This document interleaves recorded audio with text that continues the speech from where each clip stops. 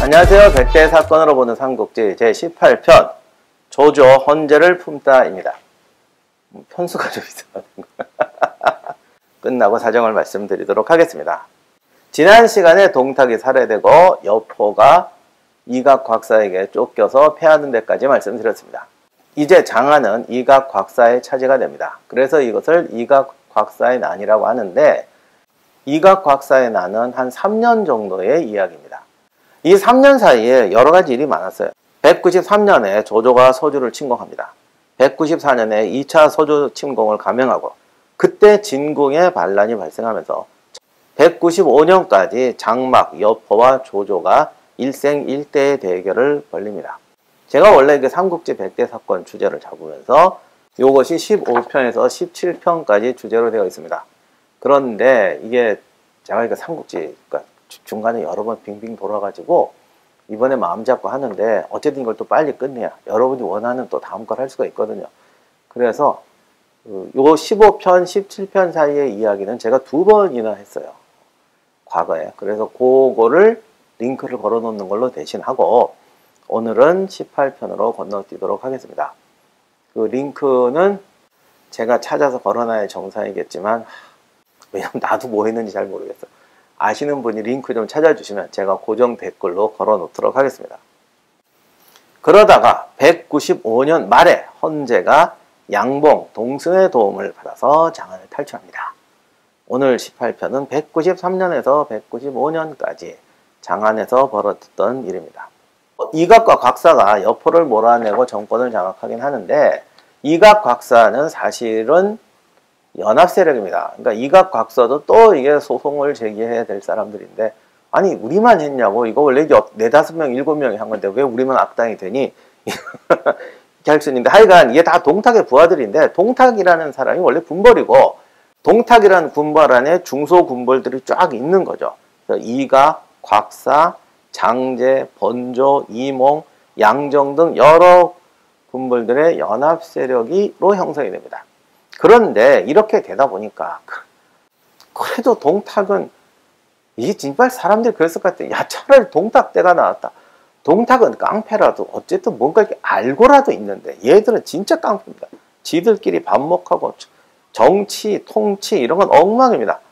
당시 이게 후한서하고 삼국지 기록을 섞어서 말씀드리면, 이각, 곽사, 번조가 이제 트리오가 돼서 장안성 내부를 3등분해서 나눠 차지했다고 그래요. 그런데 도적도 제어 못하고 무정부 상태가 이루어졌다.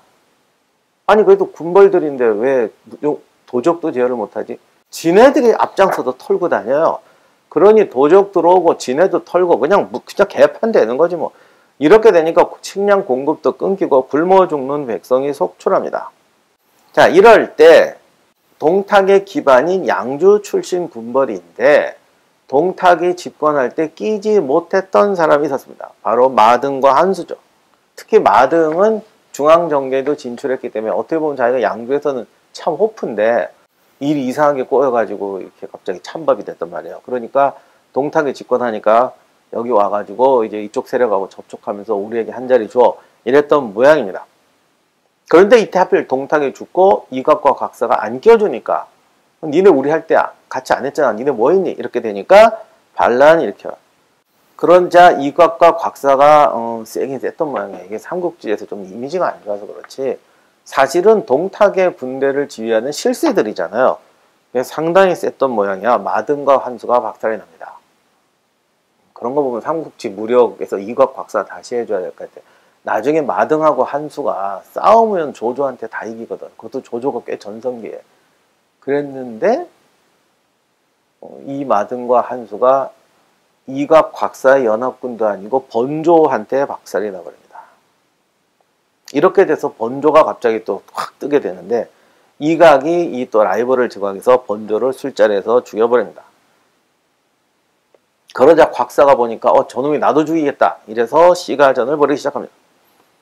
이렇게 돼서 이각, 곽사가 싸우고 또 이놈 저놈 이쪽 편에 붙고 막 이래서 장안이 초토화가 되는데, 싸우다 보니까 승부가 안 난단 말이에요. 이게 군벌이 다 비슷한 놈들이라. 그러자 이제 누가 또 머리를 쓰는 거죠. 아, 이게 천자를 확보해야 된다. 근데 이게 또 황당한 게 옛날에 동탁이 낙양에 들어가서 천자를 확보하는 거는 그야말로 국가를 장악하는 거잖아요. 궁전을.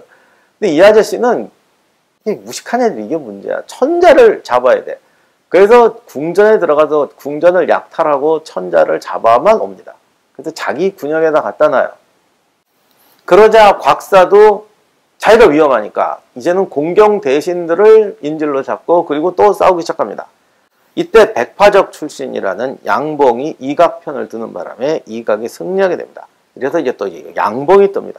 1차 궁전 전투에서는 양봉 덕분에 이각이 이겼지만 물러나서 다시 붙으니까 이각 곽사가 팽팽합니다. 시가전이 여러 달이 계속되고 싸워 죽은 자가 10,000명이 넘었다고 합니다. 그러자 이제 원래 이각 곽사와 함께 삼도 정치를 형성했던 장제가 들어와서 니들 진짜 싸울래? 이래버려서 간신히 화해가 됩니다. 그러자 이 틈에 황제는 낙양으로 돌아가겠다고 이각한테 부탁을 합니다. 그러니까 보니까 이게 멍청한 놈들이란 걸 알았던 모양이에요. 그래서 이제 뭐 어쩌고 해가지고 낙양으로 가자. 그래서 낙양으로 간다고 그랬더니 헌제를 호위하겠다고 동탁의 옛 부하였던 양적, 이각 편이기는 했지만 제3세력이었던 양봉, 동탁의 사위였던 우보의 부하였던 동승, 이 동승이 동시다 보니까 영제의 어머니였던 동태의의 조카라는 말이 있는데 그건 다들 아니라고 생각해요. 그러니까 이 아저씨도 그냥 지역 군벌이죠. 동승, 양보, 양정 이런 애들이 황제를 옹립하고 자기가 낙양으로 가겠다고 그래요. 근데 가는데 얘들이 출발하고 나니까 이게 또 안 되겠단 말이에요. 그래서 이각이 공격을 합니다. 그제서야 아차 황제를 놓치면 안 되지 해갖고 곽사와 장제가 다시 한편이 돼서 탈출하는 헌제를 쫓아오게 됩니다. 양봉은 이제 여기서 이제 용감하게 싸우는데 당연히 이각하고 곽사가 승리하죠. 헌제 일행은 백관과 가족까지 버리고 탈출하게 됩니다. 근데 이것도 정말 버리고 갔는데 이게 원래 애들이 다 도적대 출신이잖아. 이게 뭐 그냥 그러니까 요즘 말로 하면 그 이쁘고 돈 있는 애들은 거기 다 있잖아. 얘들도 약탈하느라고 지체를 하게 돼요. 그리고 또 잔인하게 학살을 합니다. 아무튼 요렇게 해서 시간을 번 사이에 양봉이 자기의 원래 출신이었던 백파적 장당들에게 구원을 요청하게 됩니다. 그러자 그 백파적의 잔당이었던 한섬과 이랑이 아마 병주 쪽에 있던 인물들이었던 것 같아요. 흉노의 선우들까지 데리고 와서 이각과 곽사의 군대를 공격합니다. 아, 이게 또 본토 기병이 오니까 양주 기병도 안 되나 봐. 이각이 또 깨져요. 그 틈에 낙양으로 탈출을 하죠. 그러나 이 와중에도 일단 병력이 많지 않으니까 계속 쫓기고 또 뭐 중간에 이제 배신하고 도망가고 어쩌저쩌면서 간신히 하동에 가게 됩니다. 하동은 제가 여러 번 말씀드렸는데 그 낙양 북쪽에 황하를 건너 있는 이제 중요한 고을이죠. 거기서 황하를 건너면 낙양으로 들어가게 돼요. 그래서 밤에 탈출해서 낙양으로 가는데 이때 그 유명한 얘기 황제가 이제 간신히 배에 타니까 애들 또 버리고 가는 거죠. 그랬더니 뭐 신하 뭐 하인 이런 애들이 살려다가 자기도 같이 가자고 배에 매달리니까 동승이 창으로 손가락들을 막 잘라서 떨어뜨렸다고. 하여간 이렇게 해서 거지꼴이 돼가지고 낙양이 왔는데 낙양이 있을 수가 없어서 안읍에 있다가 간신히 어찌어찌 해서 낙양에 오게 됩니다. 근데 이때 왜 이런 사태가 벌어지냐면 동탁이 동탁 반군에게 밀려서 장안으로 가긴 했는데 장안으로 가니까 이 군벌들이 분열합니다. 지금 뭐 원소, 뭐 한복도 죽고 좀 난리가 아니잖아요. 그러니까 낙양에서 조조가 있는 영천 지역까지가 다시 거의 무주 공산 상태가 되는 거예요. 그래서 장제가 동탁이 장제나 이각 같은 애를 보내서 낙양 지역을 탈환하려고 했었고 이것 때문에 군사력이 분산되면서 여포에게 죽는 빌미가 되죠. 그러자 이 낙양 쪽에 있던 군벌들이 다시 돌아와서 이제 장안을 차지하게 되고 그 중에 일부가 황제를 끼고 다시 낙양으로 오는 이런 파란만장한 일이 벌어졌는데 어쨌든 이 당시가 이렇다 보니까 다들 그냥 국가가 분열이 돼서 자기 땅 차지하느라 정신이 없다 보니 낙양이 약간 무주공산처럼 돼 있었던 것 같습니다. 그래서 이제 낙양을 희한하게 차지하고 여기서 이제 천자 놀이를 하게 되는 거죠. 궁궐도 수리하고 뭐 부서진 목재 해갖고 어떻게 하고 하는데 근데 이제 황당한 게 아까도 말씀드렸지만 동탁이 낙양에 와서 황제를 차지한 건 국가를 차지한 거예요. 근데 행정력도 다 마비되고 모두 엉망이 되고 지금은 그냥 궁전을 차지한 거지 그러니까 여기서 천자라고 그러고 천막 다시 걸고 나는 영의정이다 좌의정이다 이래봤자 이게 황제 놀이밖에 안 되는데 하여간 얘네들은 개념이 없나 봐. 양봉 이런 애들은 그런 개념이 없고 그리고 이게 중국이 가끔 그런 게 있는데 그 뒤를 봐도 워낙에 땅이 넓다 보니까 성 하나만 차지해도 중국의 성 하나가 우리나라보다 넓잖아. 근데 거기서 왕궁처럼 살면은 지가 천하를 다 가진 것 같은 모양이에요. 그래서 거기서 천자놀이 하면서 즐기는 사람들이 의외로 많더라고. 그래서 그러고들 산인데 그래도 생각이 좀 깨인 애가 보면 이게 도대체 뭐 하는 짓이야 얘들. 그래서 이러고 있다가 이제 이각 곽사가 오거나 누가 오면 끝나는 거 아닙니까? 그래서 그나마 좀 머리가 돌아갔던 동승이 조조한테 연락을 합니다. 그러자 조조가 군대를 끌고 낙양으로 와서 헌제를 구출하게 되죠.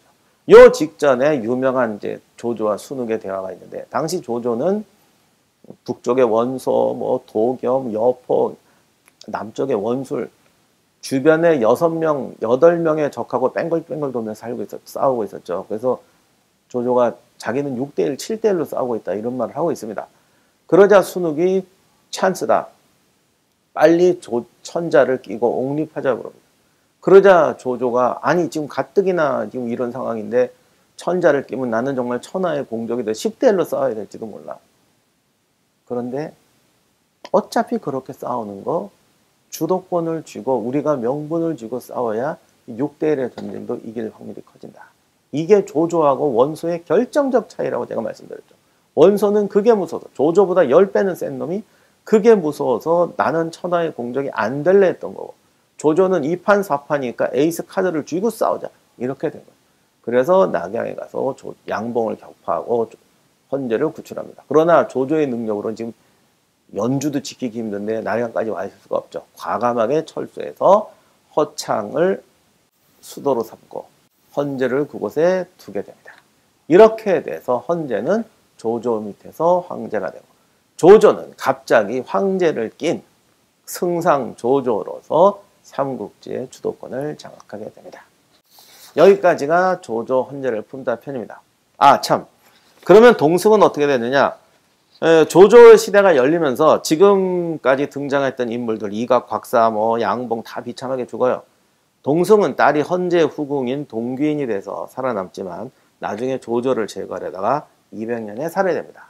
사실 동승도 그렇게 우아하고 문인은 아니고 사실 동탁 군벌계 인물이었는데 소설에서는 또 이러다 보니까 좀 충신으로도 바꿔가지고 굉장히 문인틱한 사람으로 바꿔놓긴 했습니다만 또 그렇다고 해도 그게 비참하게 죽어야 될 이유는 아니죠.